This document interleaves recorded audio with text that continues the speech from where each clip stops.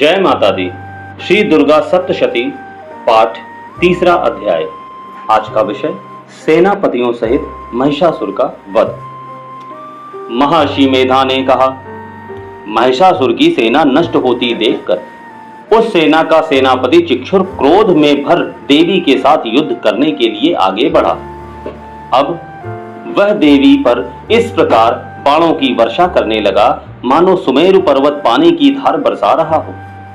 इस प्रकार देवी ने अपने बाणों से उसके बाणों को काट डाला तथा उसके घोड़ों व सारथी को मार दिया।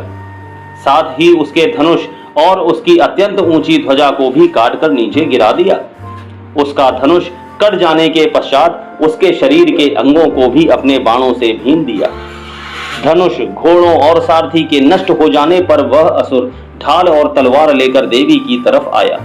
उसने अपनी तीक्ष्ण धार वाली तलवार से देवी के सिंह के मस्तक पर प्रहार किया और बड़े वेग से देवी की बाईं भुजा पर वार किया, किंतु देवी की बाईं भुजा को छूते ही उस दैत्य की तलवार टूटकर दो टुकड़े हो गई।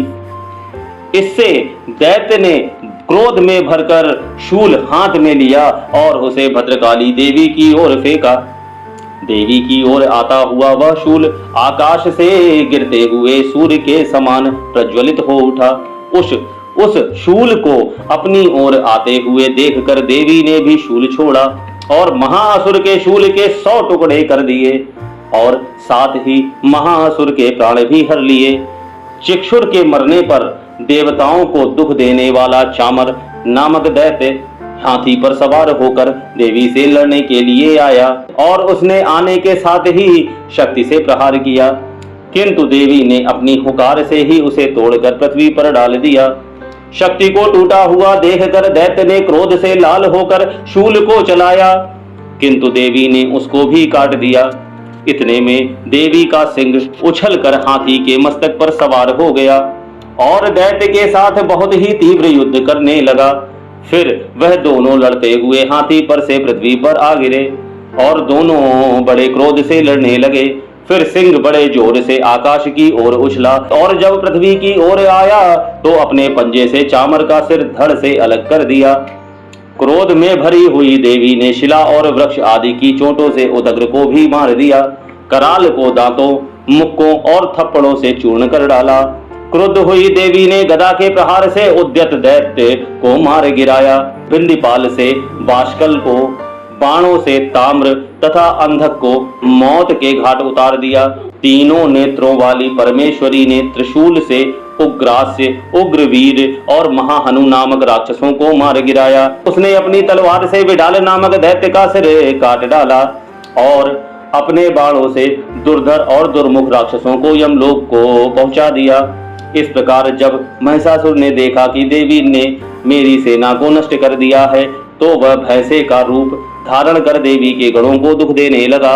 उन गणों में कितनों को उसने अपने मुख से, कितनों को खुरों से, कितनों को पूंछ से, कितनों को सींगों से, बहुतों को दौड़ने के वेग से, अनेकों को सिंहनाद से, कितनों को चक्कर देकर और कितनों को श्वास वायु के झोंकों से पृथ्वी पर गिरा दिया। वह दैत्य इस प्रकार गणों की सेना को गिरा देवी के सिंह को मारने के लिए दौड़ा। इस पर देवी को बड़ा क्रोध आया। उधर दैत्य भी क्रोध में भरकर धरती को खुरों से खोदने लगा और सींगों से पर्वतों को उखाड़ उखाड़ कर धरती पर फेंकने लगा और मुख से शब्द करने लगा। महिषासुर के वेग से चक्कर देने के कारण पृथ्वी क्षुब्ध होकर फटने लगी और उसकी पूंछ से टकराकर समुद्र चारों ओर फैलने लगा।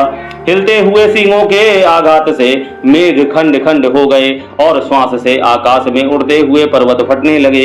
इस तरह क्रोध में भरे हुए राक्षस को देख चंडिका को भी क्रोध आ गया और वह उसके मारने के लिए क्रोध में भर गई।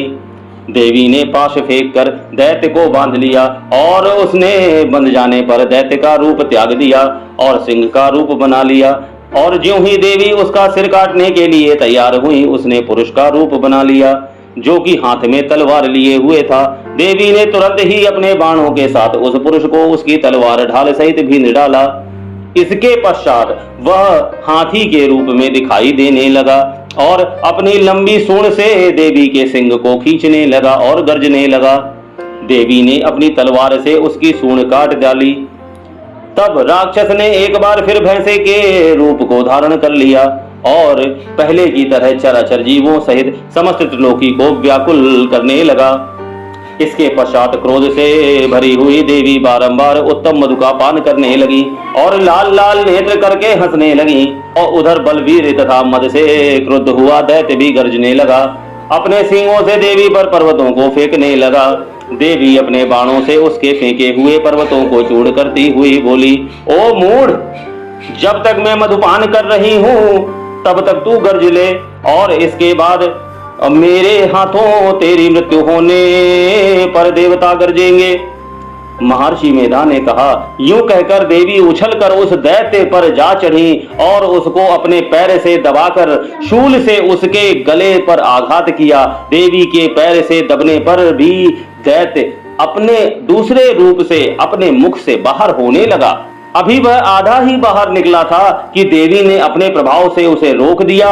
जब वह आधा निकला हुआ ही दैत्य युद्ध करने लगा तो देवी ने अपनी तलवार से उसका सिर काट दिया। इसके पश्चात सारी राक्षस सेना हाहाकार करती हुई वहां से भाग खड़ी हुई और सब देवता अत्यंत प्रसन्न हुए तथा ऋषियों महर्षियों सहित देवी की स्तुति करने लगे।